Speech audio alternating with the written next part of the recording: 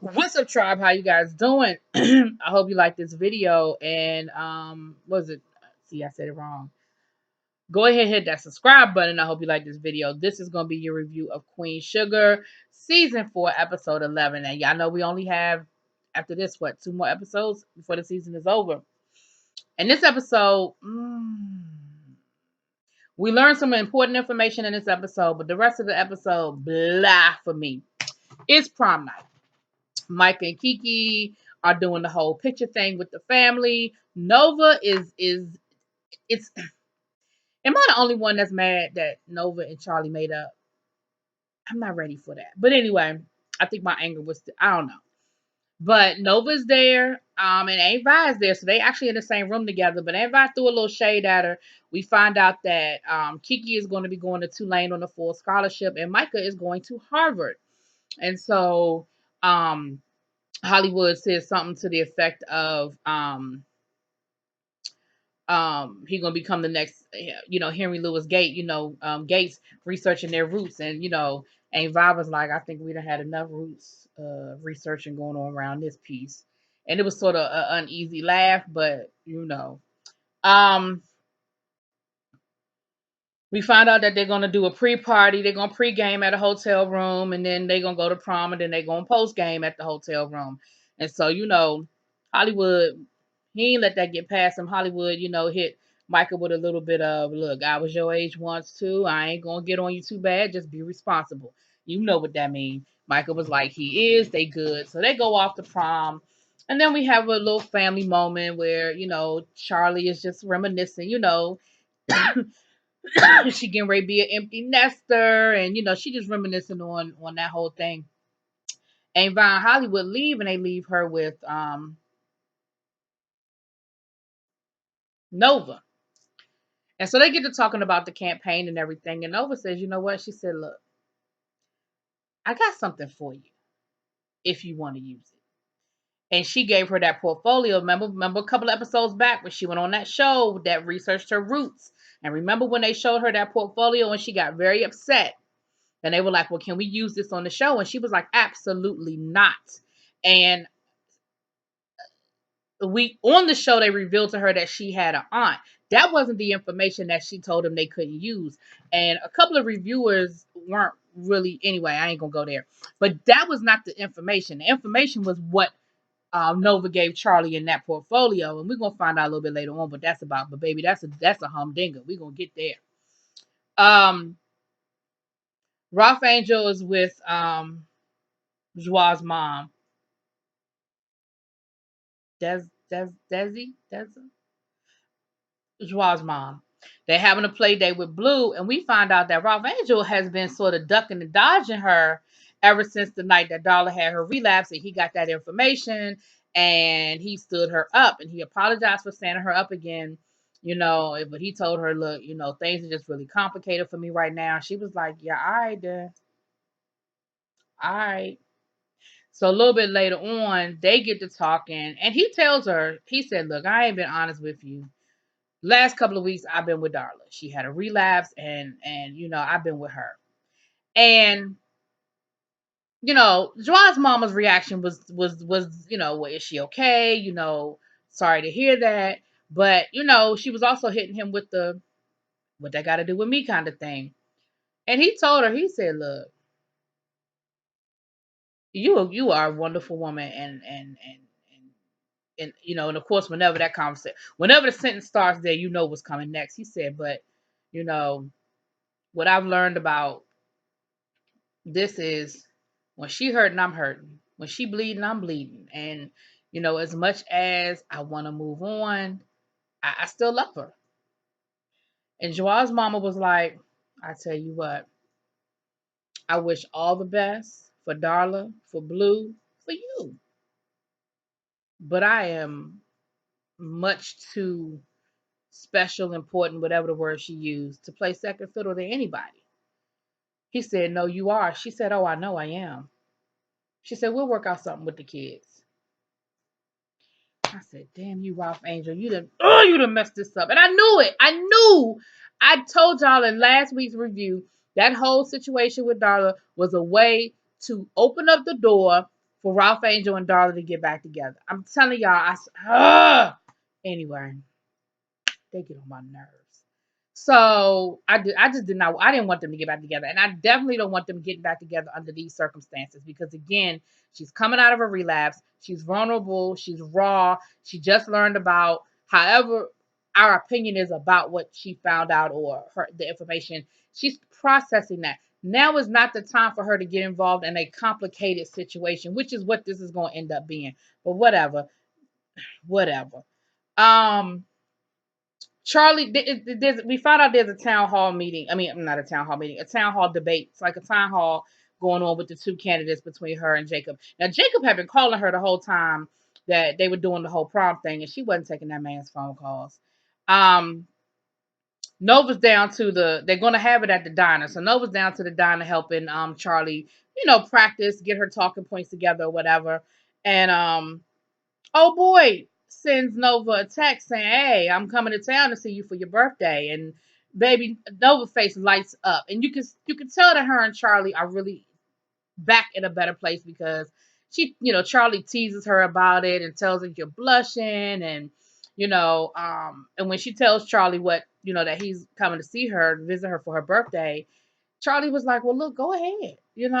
She said, "You're not gonna be able to concentrate. Go ahead, go home, freshen up, change them bed sheets, baby, and get ready for your man." And so she runs off, and we see Charlie going through that portfolio again. So she probably gonna figure out the best way to handle this. Now, we get to the hotel for prom. Their friend, of course, they're with the friends that Micah got in trouble with. The female in that group, whose name I don't remember, her prom dress is gorgeous. I love that dress she has on. It is beautiful. But of course, they're pre-gaming and everything. And all of a sudden, honey, the sky opens up. Now, when they were back at the house, Charlie told them to take an umbrella because they were calling for rain. Michael was like, "They are calling for light showers, mama. We good. We going to be inside for the prom. We don't need that big ass umbrella." Because, she had picked up one of those big old, two people umbrellas. Well, the sky opens up, honey. And they're like, "Well, I guess we ain't going nowhere now." Now, what they find out, though, they get to clowning Micah because when they went to go check in, they found out Micah had a hotel room separate from this hotel room that they were getting. So, of course, the assumption is what it is. Honey, Micah tried to talk his way out of it. He really did try to save Kiki because Kiki immediately was uncomfortable. As soon as they got to talk about this hotel room, she was immediately uncomfortable. And he did his best to save her. He said that he did it as a backup just in case something fell through with this room. He said, "My dad's, the name carries some strings, so I knew that would guarantee us." I mean, he tried. But they wasn't buying it. They was like, "Yeah, whatever. All of that. You was getting a hotel room for the same reason we thought you was getting a hotel." But they end up getting stuck at the hotel. The lights flicker. They ain't going nowhere no time soon. So they kind of hunker down to try to ride out this storm, hoping it's just a quick little flash flood type of thing. Um, Charlie's back over to the diner, and guess who shows up? Mr. Jacob Boudreaux. Jacob said, "Look, I've been trying to get in touch with you." Charlie said, "I ain't got nothing to say to you." He said, "Charlie, look, I'm coming to let you know this is a done deal. You're not going to win this election. I've already been told that basically they're going to do whatever it takes to make sure I win. So it sounds like they're going to do some cheating, some line stealing, whatever, bribing to make sure he wins." He said, "I just want to give you an opportunity to bow out gracefully because I don't even want this job, but this is what it is." He said, "I told you." He said, "I don't know what you did to my mother." He said, "But before it was business, but now whatever you have done to my mother, it is personal, and she is out for blood." He was like, "I'm telling you that all the gloves are off." And he said, "Charlie, I am, I'm not, I wasn't raised this way." Because Charlie got to talking to him about, race and stuff like that. He said, "I wasn't raised this way." So Charlie played the tape for him of what his mother had said to her about pure white and calling her gal and just a mulatto pretending to be white. Like she played her that tape, and Jacob was sitting there like stunned. And she said, "So tell me again that you weren't how you weren't raised this way. Tell me again how that works." He said, "Charlie, what you want? Like, what do you want from me?" She said, I want you to drop out the race. He said, I can't. Like, even he said, at this point, I don't even want the job, but I can't do that. He said, I could throw the race. I can do something that would make people not want to vote for me, but they not gonna let me quit. Like, that's gonna be, I just can't do that. Charlie said, well, I tell you what, I have something that just might do the trick. And whatever's in that portfolio is what is about to come into play. We'll get to that. Because she opened up the portfolio and it was a picture of his great grandmother. He said, what you got a picture of my great grandmother in there for? And so we'll get back to that. Vi and Hollywood, they get back to the house and they get to talking and stuff. And Hollywood said something to Vi about not being fun. And Vi was like, oh, so I'm not fun anymore. And Hollywood was like, oh shit, I done put my foot in my mouth. She was like, Alexa, play Vi's party list. And she get the dancing all sexy and seductive. And next thing you know, they getting it in. And so they sort of back to normal. Remember that was a big thing with Vi, that she didn't even want Hollywood touching her. So they look like they had a nice little moment riding out the storm, because it's storming. Everybody was just, they're showing us what's going on with each character, but the storm is going on. So all of them are sort of stuck wherever they are and with whoever they stuck with. Later on, we see Ava and Hollywood talking. Hollywood is getting Vi's giving Hollywood a bath. She's rubbing, washing his back and everything, and he's in the tub. And she says, see, y'all make fun of women for going to our spas and everything. And Hollywood was like, not, I ain't the one. I ain't got no problem with it. But you're right. Most men, especially black men, they have a problem with that. He said, but I love being able to just sit back with my boys and just have a conversation. He said, I really wish, because remember, he was already talking about that before, about, someplace that men could talk and deal with their mental health in a safe environment that wasn't so clinical. And so Hollywood decides he's going to open up a little spot. He's going to call it the right spot, and it's going to be for guys to hang out and just be able to not just hang out like a sports bar type of thing, but to really talk out their issues, but in a real cool, laid back barbershop style environment. So we're gonna see how that process. I'm sure that's not going to come to fruition until probably next season, because we don't have but 2 episodes left. Mike and Kiki back over to the hotel. Mike is like, Kiki, you good? You've been real quiet. What's going on? And she said, look, I'm not mad. I just got a lot on my mind. And they get, but he could tell that she's upset and a little uncomfortable. He was like, look, we ain't got to use the hotel room. Like, and she told him, look, I thought I was ready, but I just don't know anymore. Like, I'm just not sure. So, they have a moment. They're dancing and, she's feeling a little bit more comfortable. And I think she was starting to come around to some things. Then they came knocking at the door. Their friends came back. They had gone to go check to see if the roads were clear enough for them to try to leave, and it's not. They eventually all get texts telling them that the prom has been canceled just because the venue has flooded and the prom is canceled. So they're basically stuck at the hotel whether they want to be or not. And they get to talking again. They drinking. It's because they had the alcohol and everything. So they just chilling at the hotel. And all of them are talking about where they're going to be in 10 years. And all of them, and I saw this coming. All of them knew what they were going to be doing in 10 years until they got around to Micah. The girl going to be a doctor and open up urgent care clinics in the hood.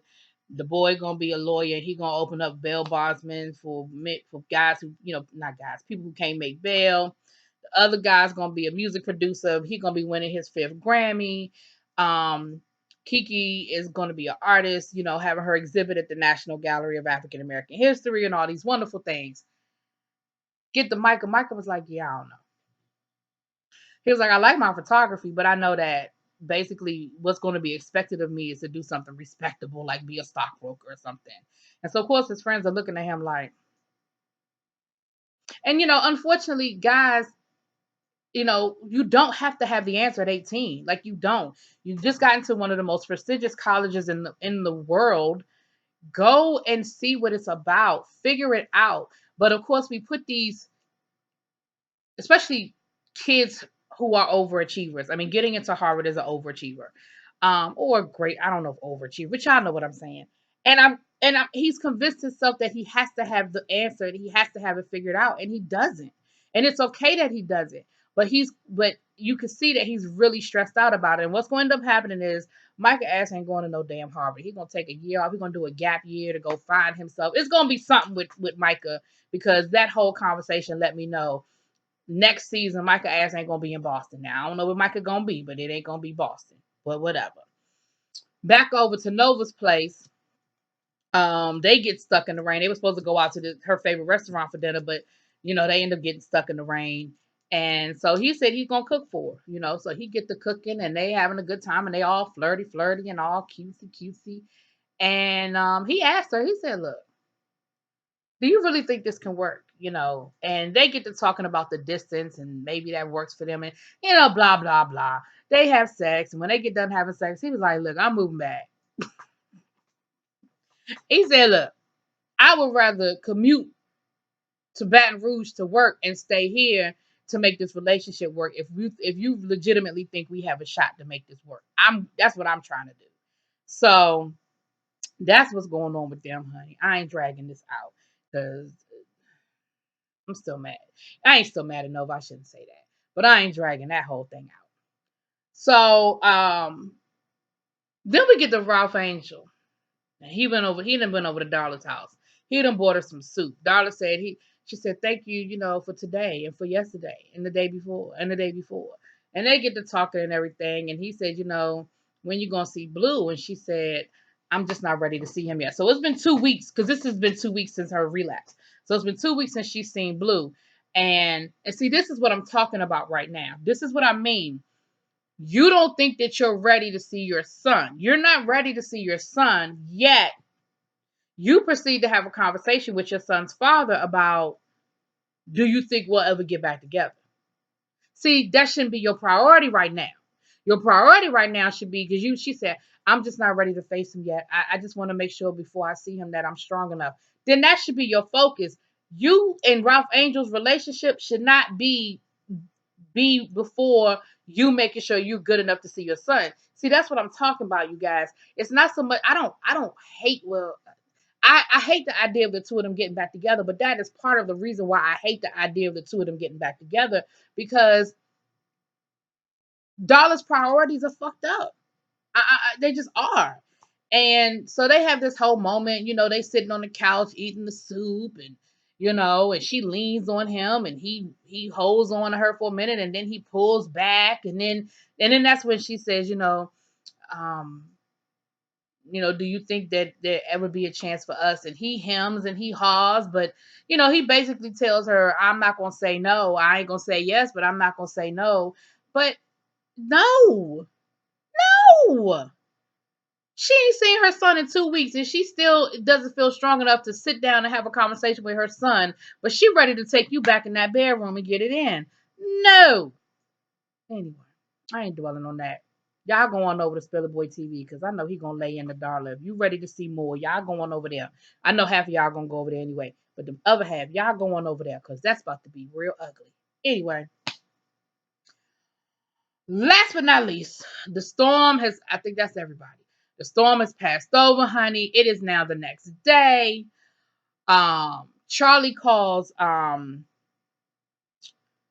Nova, and they get to talking about, you ready for the town hall. And Charlie said, you ain't seen the news. She said, turn the news on. That daggone Jacob is having a press conference, honey. He talking about, it has come to my attention that my company has been engaging in unfair practices for people of color. I don't think he said people of color, but basically that's what he said. And I'm going to immediately put a halt to all of this until we can do an internal audit and figure out what the discrepancy is and fix it.